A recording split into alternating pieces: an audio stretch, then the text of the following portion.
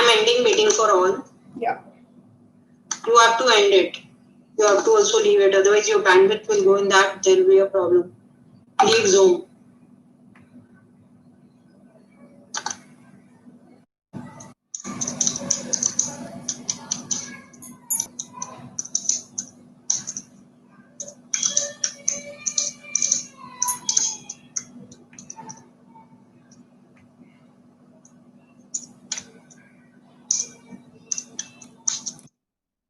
Give me the live URL.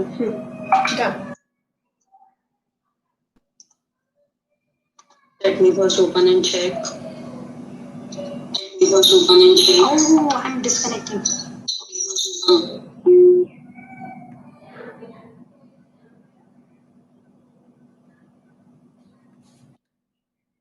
Hello, everyone. So we'll wait for a while and till people start joining. Just wait for next couple of minutes, 3 to 4 minutes, and then we will get started. Meanwhile, whoever is joining, you can start posting a hi, and you can also let me know your name and school so that we can address.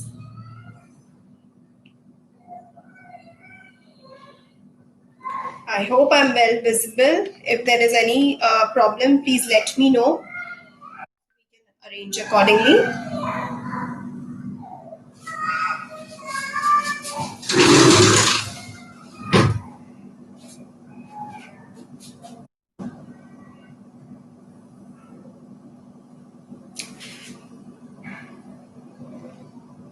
Hi Hemant, hi Swapna, hi Pooja, hi Sai,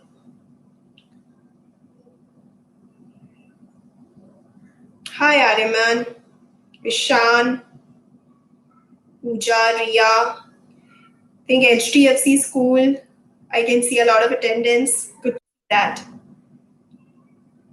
So we will just wait for 2-3 more minutes for everyone to join.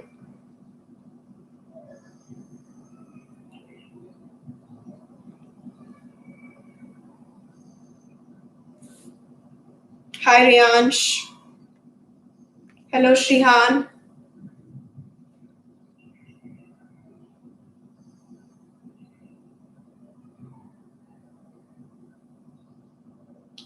Hi Mirav, Shamita, hello.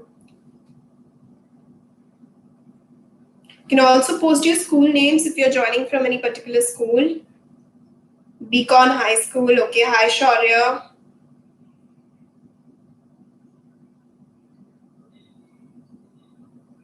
HDFC, I can see a lot of attendance from there. Very good. Any other school? Beacon High School. Okay, HDFC.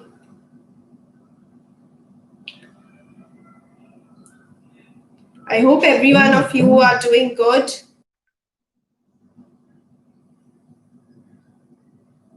Everyone is staying healthy and safe at home. Ira International School. Hello, Paras. Anuj from Tree House. Agarwal Public School, Priya. Hi. Tree House. Okay, hello.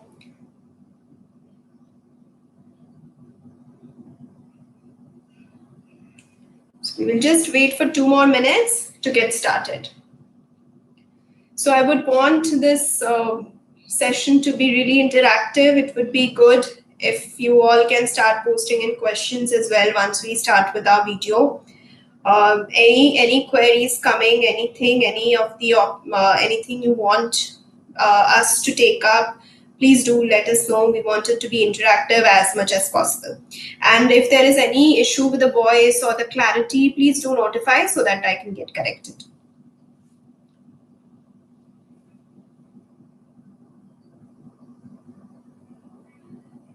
We will just wait for a minute more and then I think we are good to start.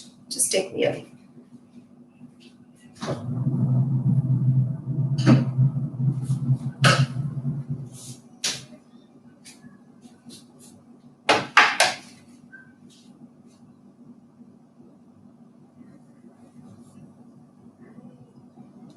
Ramya, I did not get your question. 2 student is allowed.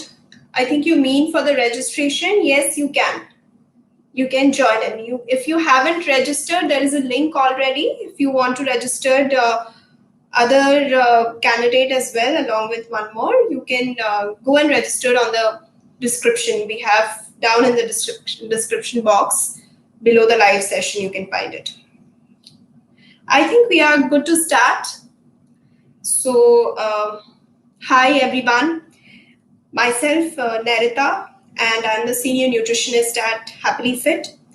And today we have joined here for a very specific and a very important thing to discuss. It's about food safety. Hi, Varnika. Hi, Atlesh. Hello. Yeah. So it's about food safety that we are talking about. And 7th of June, that was yesterday, is worldwide celebrated as Food Safety Day, World Food Safety Day. So this is something which was very newly dedicated as a particular day, and it's hardly just 2 years. This is the second one, and this is because there is an increasing requirement of the food safety in the society. There is a rise. There is a rise in the foodborne illnesses. So, as per the facts and the figures that we can see from FSSAI, almost 1 in 10 people do get affected with some or the other food-related illnesses or foodborne illnesses that are called as. So, if we talk about foodborne illnesses, they can be broadly divided into 3 types, and that is basically a food poisoning, food infections, and food allergies. So in this, we can broadly divide food safety. So food safety is something which is not just a responsibility of one person or a particular group of person, but the stages in which food travels to us or on our plate. Every stage, everyone is responsible to give a safe food. So that is why if we come connected, if we see, so everyone starting from be it the government to facilitate a good safe food, then the farmers to grow a safe food, then wherever they are keeping, like any of the merchants or any of the vendors, they need to keep it safely so that no infestations of like rats, rodents, or any pests or anything come into it. Then it comes our responsibility as consumers, because we are consuming the food. So it's our responsibility that that we take care that what we are eating is safe enough. And fifth is all of us together. We need to join hands together and take care that our food is good, safe for everyone, and it's not causing any harmful effects on us.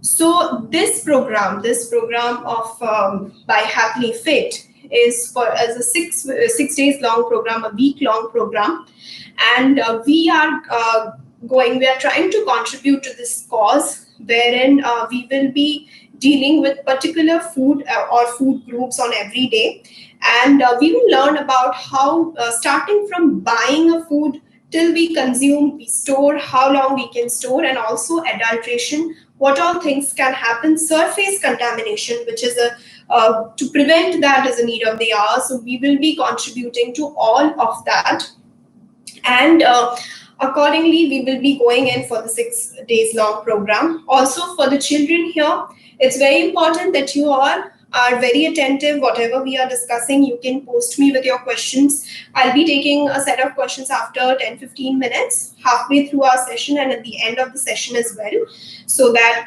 we can deal with all the questions. And also make sure you're watching all of the 6 days videos. It's hardly half an hour, and at the end of the 6th day, that is on Saturday, we will be having a quiz for the kids, so that the kids can attend and they can participate in it. And the 2 lucky winners of the quiz who answer the best will be given HappleyFit kids hampers. So they will be given cooking class instructions. So we do run fun cooking class for the kids. So we will be doing that. Nutritional consultation, free merchandise of HappleyFit. you will be getting it. So these are for all the kids joining here with us. So make sure you are attending all the 6 sessions very well. Okay, so let's begin with our today's topic. So first we have taken milk as the topic, milk and milk products. So because milk is something which is nutritionally very required for every child, not just a child but everyone actually. But when we are talking about children, it's very important that we talk about milk because it contributes to protein, it contributes to calcium, it also contributes to a lot of energy and vitamins and minerals. So that's why we wanted to take milk and we wanted to discuss in detail about what we can do and how we have to check if the milk we are having is fit for consumption, and also milk and milk products in a process. So beginning till the beginning, we get it till the end of the consumption. So let's begin with it. So when we talk about milk, the first thing, the foremost thing will be when you get your milk. So your milk can be, usually the Indians get milk in 2 different ways. And it can be in a way like you're getting a branded milk packet, or it can be secondly by a milkman. So even the milkman gives you in a 2 different way. Either he might be packing it locally in some plastic packets or anything, and otherwise he can directly give it to you from his vessel to yours. So in both the scenarios, like branded and the milkman, you have to check that the milk that you're getting is of proper quality. So first I'll show you how you need to check that the milk that you're getting from the branded one is safe or not. So this, I have got the milk packet I use, and this is basically, I'll just come closer with the packet so that you can see it. This is my yesterday's milk packet. I have already used it, and here you can see there is an expiry date which shows use by, which shows 8th. Okay, so 8th of June, which is today. So I am supposed to use this packet, which I got it yesterday, in 1 day.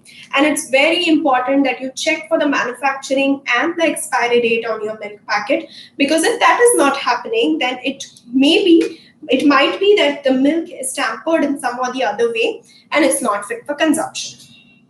And also, when you're getting a milk, like milk from a milkman, there you have no option to check the manufacturing or the expiry date. You need to have definitely check for good vendors with whom you have a proper trust set up, and they are not really playing with our health. So you need to take care of that. But we will understand that in the later process, how we need to check if the milk that we are getting is safe or not. So this is just the buying technique. Now, once you buy and get the milk at home, be it the milkman's or the branded one, and with the packet, so that's important, you have to wash it thoroughly under running cold water or a vessel of water, which you can take, which is filled with water. So I have taken here a vessel filled with water to show you that how I can clean the milk packet. So make sure you're just dipping it. Now this is a used milk packet, so definitely this will not behave the way a full milk will, a packet full of milk will, but I'm just showing you. So make sure you're just, I'll just tilt it a bit, and you're dipping it very nicely with your clean hands. That's very important. And then you can keep it. Now, it's better that you do it under running cold water, because that is always better to do. If you are not able to do that, you can do it in a vessel full of water. But make sure you're throwing that water away after one use. Also, it's not important and it's absolutely not desirable to use any detergent, soap, or any soda bicarb to wash your like milk packet or anything that you're getting from outside during this time of pandemic.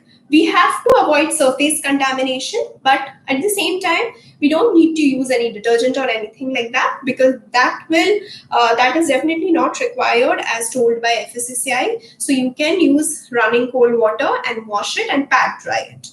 So similarly, if this will be the same case if you're getting it from the milkman in a packet. If it's directly put into your vessel, you do not need to do that.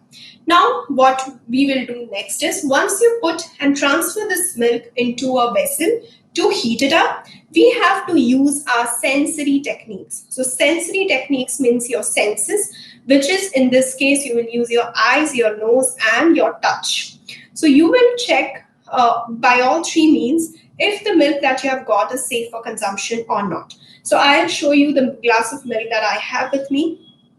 First of all, if I just tilt it and show you, so the glass of milk looks fine to me, and there is no particles or anything that is, that is there on the surface. Secondly, I will smell and see if the milk smells good. If there is any smell of like maybe fermentation or anything which might smell a little sour, or maybe you can get that particular odor, you have to throw it away. It's not fit for consumption. And also the third important one is you dip your finger. This is a test milk. Do not dip your finger without washing it in your vessel of milk. You have to take a little bit outside. This is just a sample that I've taken it. This is not my full milk, and preferably I will not be using it once I test it, because it might spread any kind of infection. So I'll just check it in my finger, and it does not feel any sliminess, or there is no like nothing as slippery or anything which might detect or which might tell me that my milk is not safe. So you have to use your senses to check if the milk you're getting is fresh or not. Then once you have got your milk, it's very important that it is boiled and taken up to the boiling temperature, 100 degree or 120 degree, because if there are chances of any microorganisms to grow in it, then it will be destroyed once you are boiling it. And also, this very much depends on the temperature. So now if you see, the temperature is quite hot. It is almost like end of summer, but it's humid, it's hot. So the milk will get spoiled. The microorganisms will start growing on them very, very quickly. So we have to make sure that we are not like keeping the milk directly into the fridge, because this might spoil the milk and give the microorganisms a proper temperature to start growing. We have to boil it, and then we have to start with we have to make the we have to store the milk. Now, when you are boiling the milk, what you have to do while storing it is that you have to get the milk to a room temperature, and then you have to store it. This is again because if there is a vast temperature difference, if the milk is hot and you're directly storing it in the refrigerator when it's hot, because of the temperature difference, again, the microorganisms start growing on them, in them very quickly. So make sure it's got into the room temperature and then you're storing it. While talking about microorganisms, it's very important that we discuss about good and bad microorganisms. So currently we were talking about bad microorganisms or bad bacteria which might spoil the milk. Now what we will be talking about is good bacteria. So good bacteria are something which usually grows on milk to make any fermented products, or wheat curd, wheat cheese. This kind of fermentation happens because of bacteria or yeast. Cheese is made with yeast. So what we have to do is, what we can analyze from here is lactobacillus, which is a good bacteria which grows on milk. It converts, when given a suitable temperature, it converts a milk into a curd. So this I have as a curd. So you can see, this is, all of you might be knowing. So this is a milk which is there, and this is a curd which has formed into a semi-solid. This is a home curd which I have got for you. So this is in a semi-solid base. And also curd is something which is really healthy, again, very good for your gut. So this is a very good bacteria which is lactobacillus, which is converting your milk to curd and setting it into a curd. So we got to know about this. Now, what is important is, where do we store our milk in the fridge? Yes, even that is very important. Where do we store it? So I'll show you a layout of a fridge. Just a picture of a fridge I'll show you. So here I have got a picture of a fridge. Here the freezer section of the fridge is missing. So consider this as only if you have a 2-door fridge, it is the only second door. The first door is not there. So here there is first and the second rack of the fridge where we need to store all milk and milk products. This is because milk and milk products, as we discussed, they have very high nutritional value, protein and moisture. Microorganisms start growing on them very quickly, and we need to give them a very proper temperature so that no undesirable microbes are growing on them. So we got to know about all of these things. We will be covering the food adulteration process. We will just take a look at the questions so that any questions that are there, I can address it to them.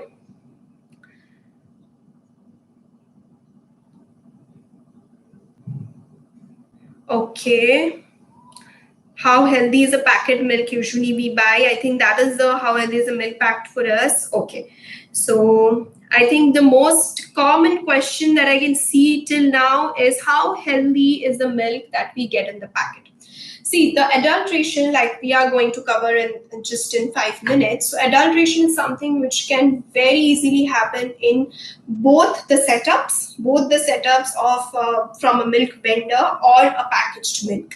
So it's not that we can just say or dedicate or just completely say that all the packaged milk are bad and whatever we are getting from the milkman is good.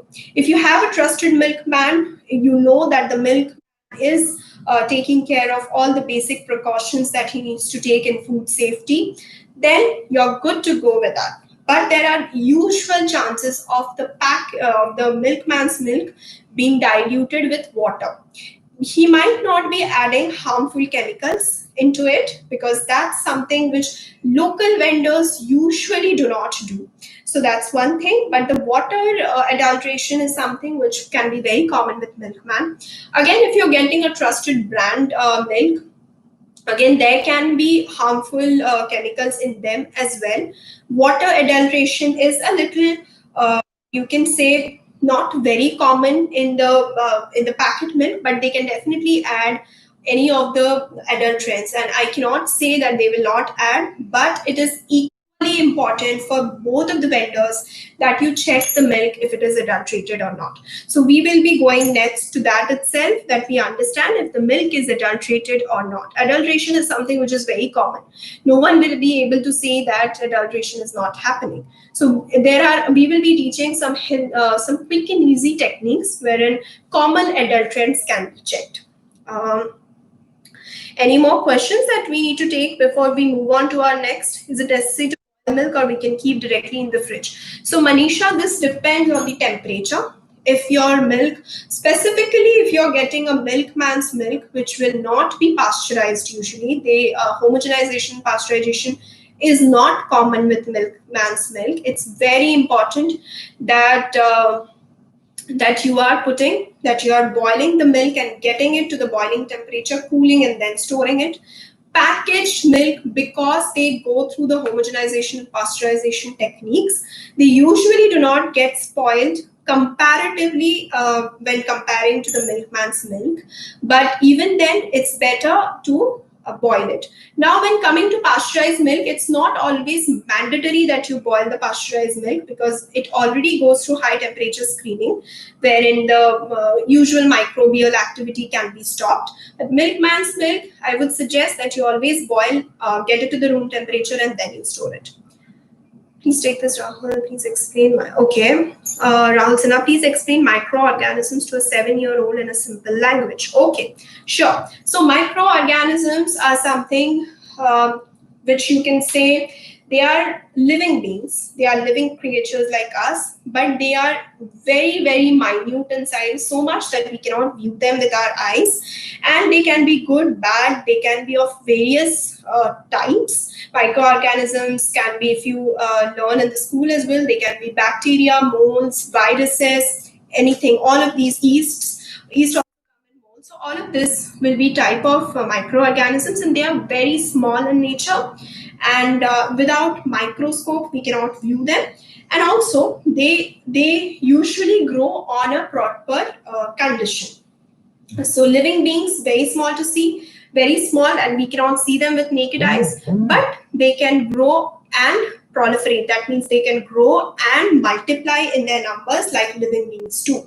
And they multiply much more quickly as compared to any big organism, be it a dog, cat, human beings, anything. Microorganisms grow very, very quickly. In the end of this session, we will be talking about that as well. So you will understand what is basically microorganisms. Which milk do you prefer for us? Meaning which type of milk to drink? Did not get your question. I think, do you mean to say that we should be getting a branded milk or a milkman's milk? I think I addressed that question earlier. Adulteration is a common issue with both.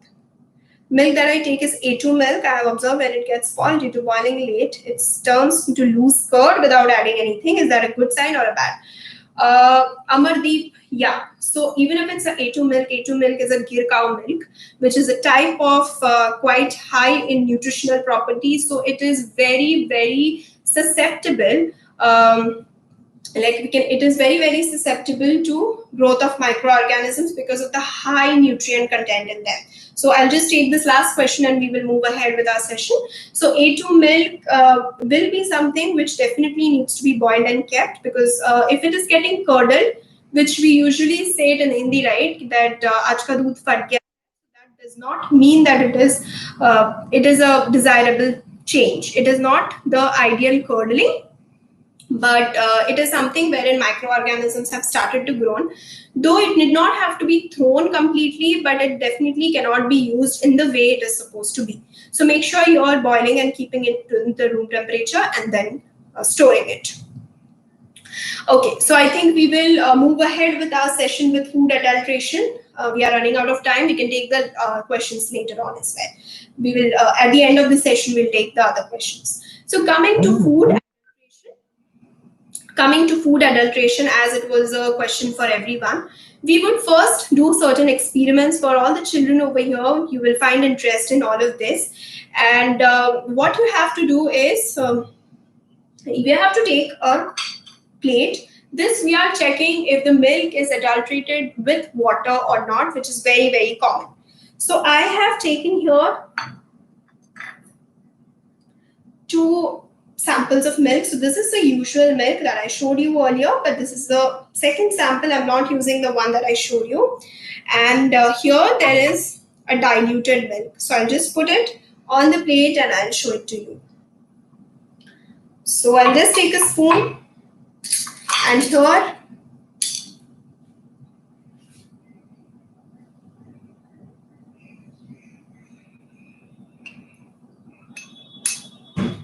so this is a drop of, or you can say around just 5 ml of milk that I'm taking in my spoon. And here slowly, I'll put a drop and then I'll slide it down my.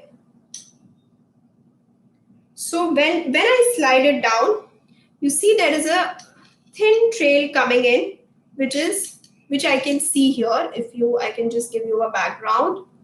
If you can just see, there's a thin trail coming in, which we can see. But at the same time, this was the usual milk.